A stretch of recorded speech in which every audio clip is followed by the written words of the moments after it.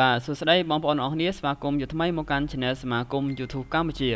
បាទ Channel សមាគម YouTube កម្ពុជាធ្វើឡើងដើម្បីបង្រៀន YouTube តាមប្រព័ន្ធអនឡាញបងប្អូនអាចចូលទៅកាន់ Channel សមាគម YouTube កម្ពុជាដើម្បី click Subscribe ជាប់ Notification ដើម្បីទទួលបានមេរៀនថ្មីៗពាក់ព័ន្ធ YouTube ករណីបងប្អូនចង់សិក្សាពាក់ព័ន្ធ YouTube សូមចូលមកកាន់ Playlist របស់ Channel សមាគមកម្ពុជាបន្តមកទៀតបងប្អូនទាំងអស់គ្នាសូមចូលមកកាន់ Playlist សម្រាប់មេរៀនឆ្នាំ2021ក៏ដូចជារបៀបរកមករក Subscribe បាទអរគុណច្រើន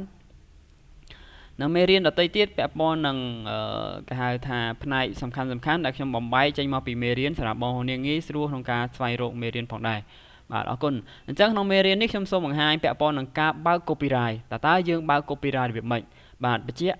កាលណាយើងចង់បើក copyright លុះត្រាតែ channel បងប្អូននេះទទួលបាន monetize បាទអញ្ចឹងយើងចូលមកកាន់ channel បងប្អូននេះសូមចូលមកកាន់ YouTube Studio បាទបន្ទាប់ពីបងប្អូនរៀបចូលមកកាន់ YouTube Studio ហើយបងប្អូននឹងឃើញផ្ទាំង dialog មួយខាងឆ្វេងដៃពាក្យថា copyright បាទចំណុចត្រង់នេះមានថាយើងបើក copyright ដើម្បី claim ឬក៏ copyright strike ទៅកាន់នរណាដែលយកវីដេអូរបស់យើងទៅផុសអញ្ចឹងបើសិនជាបងប្អូននេះមិនទាន់បាន monetize ទេកន្លែងហ្នឹងពិបាកបន្តិចព្រោះអត់ដឹងថានរណាយកវីដេអូយើងទៅផុសនរណាយកប្រមាណវីដេអូទេយើងអត់ដឹងទេប៉ុន្តែបើសិនជាបងប្អូននេះទទួលបាន monetize ទទួលបានការបើករកលុយហើយអញ្ចឹងចំណុចត្រង់នេះគឺបងប្អូននេះអាចបើកបានបាទគ្រាន់តែចុចកន្លែង copyright នេះបងប្អូននឹងចុចកន្លែង view guideline បាទ view guideline នេះគឺជាចំណុចដែលយើងត្រូវបើក function របស់ copyright ដើម្បីឲ្យ channel យើងអាច complain ទៅគេឬក៏ strike ទៅនរណាម្នាក់ដែលលួចវីដេអូយើងទៅផុសដោយគ្មានការអនុញ្ញាតពីយើងបាទអញ្ចឹងកន្លែងហ្នឹងគេហៅថា copyrightបាទអញ្ចឹងយើងចាប់ផ្ដើមបើកដោយគ្រាន់តែចុច view guideline បាទ view guideline នេះគេឲ្យយើងរៀនបាទយើងអានទៅពាក់ព័ន្ធនឹងមានថា copyright match tool វីដេអូដែលយករបស់យើងបាទនរណាខ្លះដែលយករបស់យើងជន់ជាមួយយើងជន់ 100% 30% 50% អញ្ចឹងវានឹងចាប់បង្ហាញនៅត្រង់ចំណុចនេះតែម្ដងអញ្ចឹងយើងគ្រាន់តែចុច agree and continue ទៅរួចជាការស្រេចបាទនេះហើយជាការបើក copyright នៅក្នុង channel ដែលបើក monetize បាទកន្លែងនេះគឺវាបង្ហាញពាក់ព័ន្ធនឹង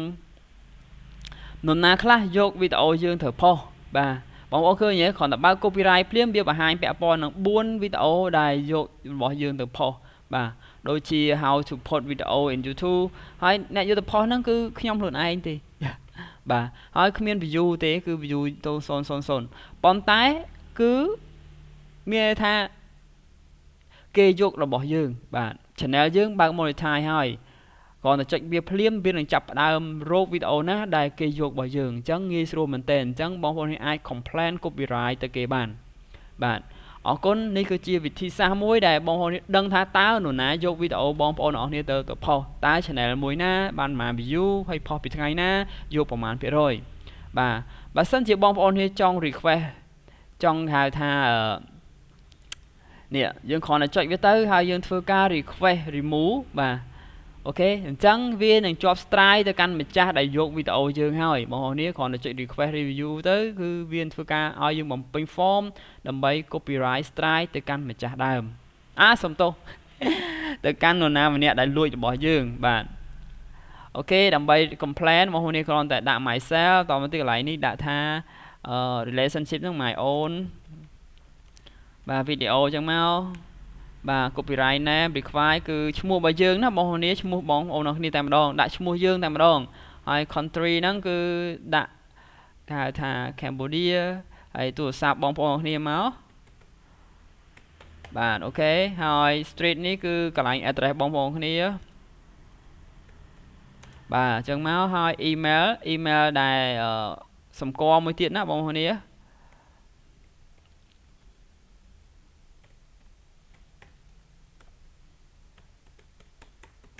បាទអូខេតមក city ហើយតមកទៀតកន្លែងនេះ street province អីហ្នឹងដាក់ភ្នំពេញមកអានេះ 12000 បាទ zip code ហើយកន្លែងនេះគឺយើងធ្វើការ select បាទអញ្ចឹងយើងមានពីរជម្រើសទី1ឲ្យគេ7ថ្ងៃជាប់ strike ឬក៏ remove ចោលភ្លាមបាទអូខេយើងមានចំណុចកន្លែងហ្នឹងណាទី1ឲ្យ schedule 7ថ្ងៃមួយទៀតឲ្យ remove ភ្លាមណាដែលសិនជាឃើញរកភ្លាមអញ្ចឹងខ្ញុំសាកល្បងឲ្យវា remove 7ថ្ងៃ schedule អញ្ចឹងធ្វើការលុបអូខេហើយយើងចុចកន្លែងនេះមកកន្លែងនេះទាំងអស់នេះហើយដាក់ signature ហ្នឹងគឺដាក់ឈ្មោះយើងតែម្ដងបាទតែប៉ុណ្្នឹងទៅគឺយើងអាច complain strike គេបានហើយបងប្អូនគ្នាគឺយើងអាច complain strike បានដែលគ្រាន់ចុច submit បាទចុច submit ណាបាទ submit ទៅគឺវាធ្វើការត្រួតពិនិត្យបងប្អូនអរគ្នាហើយបាទប៉ុន្តែខ្ញុំមិន submit ទេព្រោះរបស់ channel ខ្លួនឯងអធិស្ឋានហើយខ្ញុំនឹងដាក់វីដេអូរបៀប copyright strike ឲ្យបងប្អូនគ្នាឃើញថាតើយើងធ្វើម៉េចអូខេមិនធ្វើម៉េចអីឥឡូវចេញមកអស់ហើយខ្ញុំបង្ហាញហើយមិនបាច់ធ្វើទៀតទេអូខេឥឡូវយើងចង់សាកល្បងនេះ7ថ្ងៃឥឡូវយើងសាកល្បងទៅ submit តែម្ដងទៅអាចខូច channel ខ្លួនឯងនេះអូខេ require enter ID to confirm ណា confirm បាទ full enter ណា full name របស់យើងគឺ Dola ហើយយើងដាក់ this is my full legal name បាទចុចទៅតែម្ដងអញ្ចឹងវានឹង complain copyright ទៅហើយនេះ remove request បាទអញ្ចឹងវានឹងចូលកន្លែង remove request នេះតែម្ដងណាបន្តិចទៀតវាមកចូលដល់កន្លែងហ្នឹងហើយ remove request បាទនេះវានឹងចូលមកដល់កន្លែងហ្នឹងហើយបាទអញ្ចឹងគេនឹងធ្វើការ process ហើយបើយើងចង់ cancel មានអត់ cancel តាដាក់ទៅឯណោះបាទនេះទៅបាត់ហើយអូខេបាទអរគុណឥឡូវ complain ខ្លួនឯងណា copyright strike ខ្លួនឯងដើម្បីបានភាក់ស្ដាយដល់ request ខ្លួនឯងបាទអរគុណច្រើនបាទអញ្ចឹងបន្ទាប់ពីយើងធ្វើការ request ហើយ YouTube copyright នឹងផ្ញើសារមួយចូលមកកាន់ email យើងដែលប្រាប់ថាយើងបាន copyright ទៅកាន់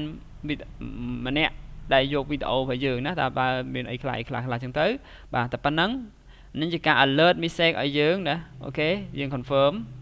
បាទបន្តទៀតខ្ញុំបង្ហាញពាក់ព័ន្ធនឹងតើនៅក្នុង channel ដែលយើង complain ហ្នឹងមានបានទទួលបានអីបាទអូខេឥឡូវយើងបន្តទៀតអញ្ចឹងបន្ទាប់ពីយើងធ្វើការ request ហើយរយៈពេលប្រហែលនាទីដែលយើង request ហ្នឹងគឺនៅក្នុង channel គ្រូដុល្លារនេះអត់ទាន់បានទទួលអ្វីជា alert message ថាវា copyright ឬ copyright strike ទេបងប្អូននេះណាបាទអត់មានទេកន្លែងហ្នឹងដោយសារយើងទៅតែធ្វើការ submit ទេបាទយើងធ្វើការ submit អញ្ចឹងការ submit ហ្នឹងនៅក្នុងការ under review ទេបាទមិនទាន់បានជោគជ័យទេអញ្ចឹងយើងរងចាំរយៈពេល24ម៉ោងបងប្អូនគ្នានឹងទទួលបានសារមួយចូលមកកាន់ email យើងទៀតហើយ channel ដែលយើង complain ហ្នឹងនឹងទទួលបាន notification មួយចូលទៅកាន់ email ឬក៏ចូលទៅកាន់ YouTube ផ្ទាល់តែម្ដងបាទអរគុណដោយសារខ្ញុំអត់រងចាំទេនេះគឺជាវិធីសាស្ត្រដែលយើងបើក copyright និងការ complain copyright ទៅកាន់នរណាម្នាក់ដែលយកវីដេអូរបស់យើងអញ្ចឹងរយៈពេលដែល under review ហ្នឹងវាអត់ទាន់ complain ភ្លាមទេរហូតដល់ YouTube ធ្វើការ submit គ្រប់គ្រាន់ហើយទទួលស្គាល់ថាការ complain របស់យើងពិតជាត្រឹមត្រូវហើយទើបគេធ្វើការលុបចេញពី channel ដែលលួចហ្នឹងឬក៏ធ្វើការពិន័យទៅកាន់ channel ដែលលួចវីដេអូយើងហ្នឹងបាទអរគុណច្រើននេះជាវិធីសាស្ត្រដែលយើងបើក copyright និងការ complain copyright ក៏ដូចជា copyright strike តែម្ដងអញ្ចឹងបងប្អូនគ្នាដែលយកវីដេអូគេប្រយ័ត្នប្រយែងបងប្អូនណាបាទបើសិនជាការយកវីដេអូរបស់យើងនឹងមិនទាន់បាន monetize អញ្ចឹងអត់អីទេប៉ុន្តែបើសិនជាគេបាន monetize គេបើក function copyright គឺយើងមានបញ្ហាហើយបែបហ្នឹងណាបងប្អូនគ្នាបាទបើសិនជាគេ complain 3 ដងវីដេអូណា3វីដេអូនេះទៀតបងប្អូនគ្នានឹងខូច channel តែម្ដងបាទអរគុណជម្រាបលាបាយបាយ